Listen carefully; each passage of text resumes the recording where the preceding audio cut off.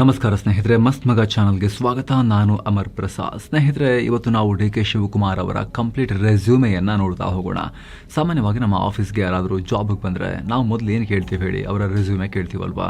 ಅಂದರೆ basic details, ಅವ್ರು ಎಲ್ಲಿ ಓದಿದ್ದಾರೆ, ಅವರ ಎಕ್ಸ್ಪೀರಿಯನ್ಸ್ ಏನು, ಅವರ ಟ್ರ್ಯಾಕ್ ರೆಕಾರ್ಡ್ ಹೇಗಿದೆ ಅಂತ ರೆಸ್ಯೂಮ್ ಚೆಕ್ ಮಾಡ್ತೀವಿ ಅಲ್ವಾ? ಅದೇ ರೀತಿ ನಾವು ನಮ್ಮ ರಾಜ್ಯದ ಆಡಳಿತ ನಡೆಸೋಕೆ, ನಮ್ಮ ರಾಜ್ಯದ ಅತಿ ದೊಡ್ಡ ಹುದ್ದೆಗೆ, ಮುಖ್ಯಮಂತ್ರಿ ಸ್ಥಾನಕ್ಕೆ ಬರ್ತಾ ಇರೋ ಡಿ.ಕೆ. ಶಿ ಅವರ ರೆಸ್ಯೂಮೆ ಹೇಗಿದೆ ಕ್ವಿಕ್ ಆಗಿ ನೋಡ್ತಾ ಹೋಗೋಣ. ದೇಶದ ಅತಿ ಶ್ರೀಮಂತ ಶಾಸಕರು ಡಿ.ಕೆ. ಶಿವಕುಮಾರ್. ಅವರ ಓದೇನು, ಅವರ ಆಸ್ತಿ ಎಷ್ಟು, ಬಿಸ್ನೆಸ್ ಏನು, ಅವರ ಮೇಲಿರೋ ಕ್ರಿಮಿನಲ್ ಕೇಸ್ಗಳೆಷ್ಟು, ಬನ್ನಿ ಎಲೆಕ್ಷನ್ ಕಮಿಷನ್ಗೆ ಅವರೇ ಕೊಟ್ಟಿರೋ ಅಫಿಡವಿಟ್ ಇಟ್ಕೊಂಡು ಅವ್ರ ಬಗ್ಗೆ ಲೀಗಲ್ ಆಗಿ ಲಭ್ಯವಿರೋ ಎಲ್ಲ ಡೀಟೇಲ್ ಕಂಪ್ಲೀಟ್ ಆಗಿ ತಿಳ್ಕೊಳ್ತಾ ಹೋಗೋಣ. ಕಡೆ ತನಕ ಮಿಸ್ ಮಾಡಿದೆ ನೋಡಿ. Education and family. DK. Shi ಓದಿದ್ದೇನು, ಹಿನ್ನೆಲೆ ಏನು? ಡಿ.ಕೆ. ಶಿ ಅವರ ಪರ್ಸನಲ್ ಪ್ರೊಫೈಲ್ ನೋಡ್ತಾ ಹೋದರೆ ಪೂರ್ಣ ಹೆಸರು ದೊಡ್ಡಾಲಹಳ್ಳಿ ಕೆಂಪೇಗೌಡ ಶಿವಕುಮಾರ್. ಹುಟ್ಟಿದ್ದು ಮೇ 15, 1962ರಲ್ಲಿ. ಅಂದರೆ ಈಗ ಅವರಿಗೆ 64 ವರ್ಷ ವಯಸ್ಸು. ಗಮನಿಸಿ, ಪಾಲಿಟಿಕ್ಸ್ನಲ್ಲಿ ಮಾತ್ರ ಅಲ್ಲ, ಎಜುಕೇಷನ್ನಲ್ಲೂ ಇವರು ಮಾಸ್ಟರ್. 2006ರಲ್ಲಿ ಮೈಸೂರಿನ ಕರ್ನಾಟಕ ರಾಜ್ಯ ಮುಕ್ತ ವಿಶ್ವವಿದ್ಯಾಲಯದಿಂದ ಅಂದರೆ KSOUನಿಂದ ಇವರು ರಾಜ್ಯಶಾಸ್ತ್ರದಲ್ಲಿ, ಪೊಲಿಟಿಕಲ್ ಸೈನ್ಸ್ನಲ್ಲಿ MA ಡಿಗ್ರಿಯನ್ನು ಮಾಡಿದ್ದಾರೆ. ಅದಕ್ಕೂ ಮುನ್ನ ಬೆಂಗಳೂರಿನ Saint Rita school, national public school, Carmel school ಮತ್ತು ವಿದ್ಯಾವರ್ಧಕ ಶಾಲೆಯಲ್ಲಿ ಅವರ ವಿದ್ಯಾಭ್ಯಾಸ ಆಗಿದೆ. ಇನ್ನು ಫ್ಯಾಮಿಲಿ ಬಗ್ಗೆ ಹೇಳೋದಾದರೆ ಅವರ ಪತ್ನಿ ಉಷಾ ಶಿವಕುಮಾರ್ ಅವರ ಅಫಿಡವಿಟ್ ಪ್ರಕಾರ ಅವರೊಬ್ಬ ಬಿಸ್ನೆಸ್ ವುಮನ್ ಹಾಗೂ ಎಜುಕೇಷನಲಿಸ್ಟ್. ಈ ದಂಪತಿಗೆ 3 ಜನ ಮಕ್ಕಳು, 2 ಹೆಣ್ಣು 1 ಗಂಡು. 1413 ಕೋಟಿಯ ಒಡೆಯ.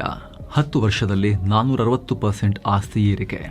ಈಗ ಅಫಿಡವಿಟ್ನ ಅತಿ ಮುಖ್ಯವಾದ ಹಾಗೂ ಇಂಟ್ರೆಸ್ಟಿಂಗ್ ವಿಭಾಗಕ್ಕೆ ಬರೋಣ. ಡಿ.ಕೆ. ಶಿ ಎಷ್ಟು ಶ್ರೀಮಂತರು, ಅವರ ಆಸ್ತಿ ಪಾಸ್ತಿ ಎಷ್ಟು? ಮಾರ್ಚ್ 2025ರ ADR ರಿಪೋರ್ಟ್ ಪ್ರಕಾರ ಮಹಾರಾಷ್ಟ್ರದ ಶಾಸಕ ಪರಾಗ್ ಶಾ ಬಿಟ್ರೆ ಇಡೀ ಭಾರತದಲ್ಲೇ ಅತಿ ಹೆಚ್ಚು ಆಸ್ತಿ ಹೊಂದಿರೋ 2ನೇ ಶಾಸಕ ಅಂದರೆ ಅದು ಡಿ.ಕೆ. ಶಿವಕುಮಾರ್. 2023ರ ವಿಧಾನಸಭಾ ಚುನಾವಣೆಯಲ್ಲಿ ಅವರು ಕೊಟ್ಟಿರೋ ಅಫಿಡವಿಟ್ ಲೆಕ್ಕ ನೋಡಿದ್ರೆ ಅವರ ಒಟ್ಟು ಆಸ್ತಿ ಬರೋಬ್ಬರಿ 1413 ಕೋಟಿ ರೂಪಾಯಿ.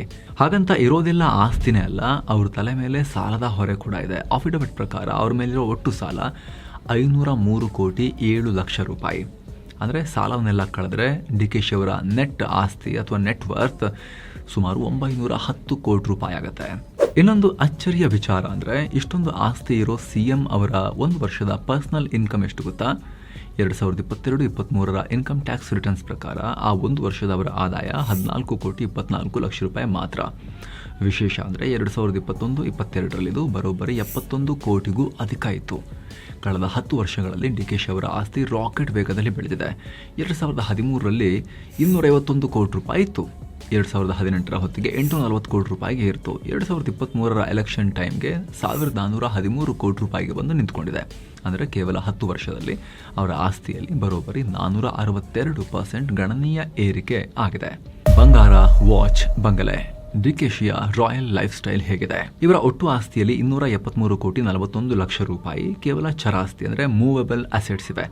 ಇದರಲ್ಲಿ ಬ್ಯಾಂಕ್ ಡೆಪಾಸಿಟ್ 16 ಕೋಟಿ 70 ಲಕ್ಷ, ಷೇರುಗಳು 4 ಕೋಟಿ 20 ಲಕ್ಷ, ಹಾಗೆ ಕೈಯಲ್ಲಿರೋ ಕ್ಯಾಶ್ 14 ಲಕ್ಷಕ್ಕೂ ಅಧಿಕ. ಇನ್ನು ಇವರ ಬಳಿ ಇರೋ ಚಿನ್ನ ಬೆಳ್ಳಿಯ ಲೆಕ್ಕ ನೋಡಿದ್ರೆ ಅಫಿಡವಿಟ್ ಪ್ರಕಾರ ಡಿ.ಕೆ. ಶಿ ಅವರ ಬಳಿ 18,72,000 ರೂಪಾಯಿ ಬೆಲೆ ಬಾಳುವ 2 kg 184 ಗ್ರಾಂ ಚಿನ್ನ ಇದೆ. 2,87,000 ಮೌಲ್ಯದ 12 kg 600 ಗ್ರಾಂ ಬೆಳ್ಳಿ ಇದೆ. ಅಷ್ಟೇ ಅಲ್ಲ, ಬರೋಬ್ಬರಿ 1 ಕೋಟಿ 26 ಲಕ್ಷ ರೂಪಾಯಿ ಬೆಲೆ ಬಾಳುವ ವಜ್ರ ಹಾಗೂ ರೂಬಿ ಹರಳುಗಳಿವೆ. ಮತ್ತೊಂದು ಇಂಟ್ರೆಸ್ಟಿಂಗ್ ವಿಚಾರ ಅಂತ ಹೇಳಿದ್ರೆ ಅವರ ವಾಚ್ ಕಲೆಕ್ಷನ್.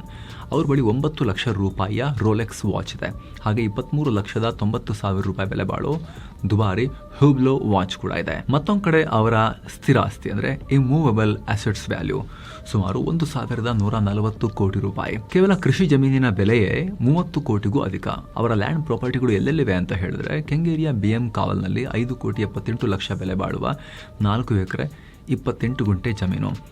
ಭೂಪಸಂದ್ರದಲ್ಲಿ RMV ಎಕ್ಸ್ಟೆನ್ಷನ್ನಲ್ಲಿ 2 ಕೋಟಿ 88 ಲಕ್ಷ ರೂಪಾಯಿ ಬೆಲೆ ಬಾಳುವ ಜಾಗ ಇದೆ. ಮೈಸೂರಿನ ಚಾಮುಂಡಿ ವಿಹಾರ್ ಬಳಿ 5 ಕೋಟಿ 20 ಲಕ್ಷದ ಸೈಟ್ ಇದೆ.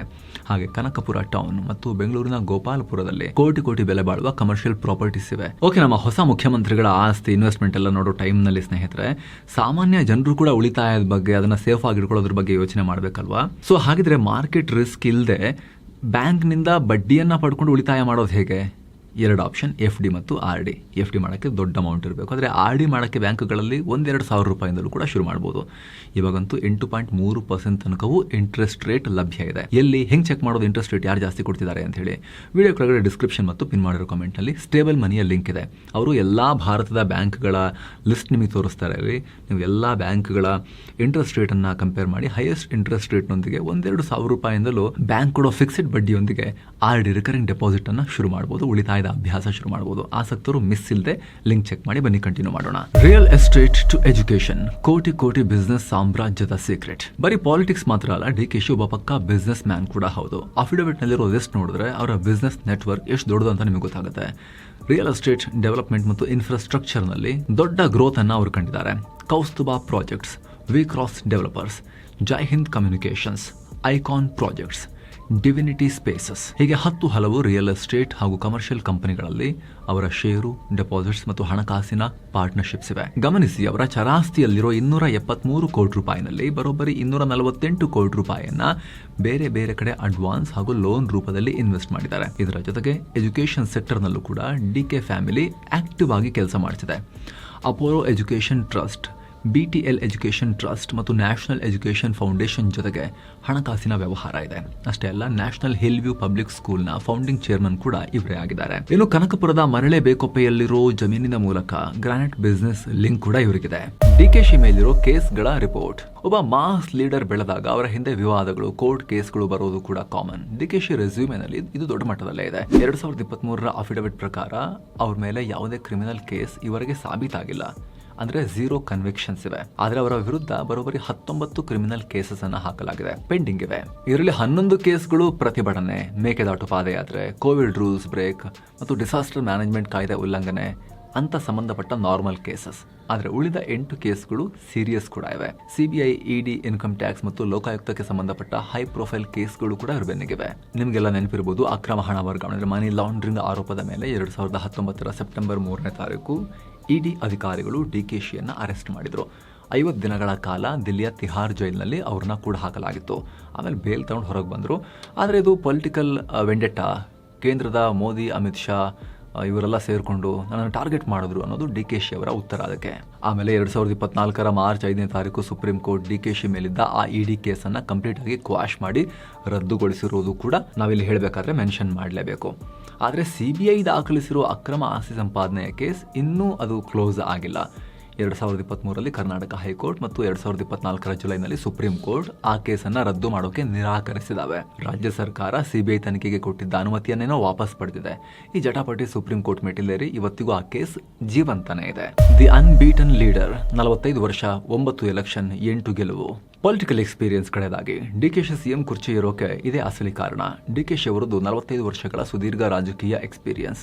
1981ರಲ್ಲಿ NSUI ಮೂಲಕ ಸ್ಟೂಡೆಂಟ್ ಪಾಲಿಟಿಕ್ಸ್ಗೆ ಎಂಟ್ರಿ ಕೊಟ್ಟರು. ಕಾಂಗ್ರೆಸ್ನ ವಿದ್ಯಾರ್ಥಿ ವಿಂಗ್ ಅಂತ ಅನ್ಕೊಳ್ಳಿ. ಅದ್ರ ಮೂಲಕ ವಿಶೇಷ ಅಂದ್ರೆ ತಮ್ಮ 23ನೇ ವಯಸ್ಸಲ್ಲೇ ಸಾತನೂರು ಕ್ಷೇತ್ರದಿಂದ ಮೊದಲ ಬಾರಿಗೆ ಎಲೆಕ್ಷನ್ ನಿಂತಿದ್ರು. ಆ ಚುನಾವಣೆಯಲ್ಲಿ ದೇವೇಗೌಡರ ವಿರುದ್ಧ ಸೋತರು.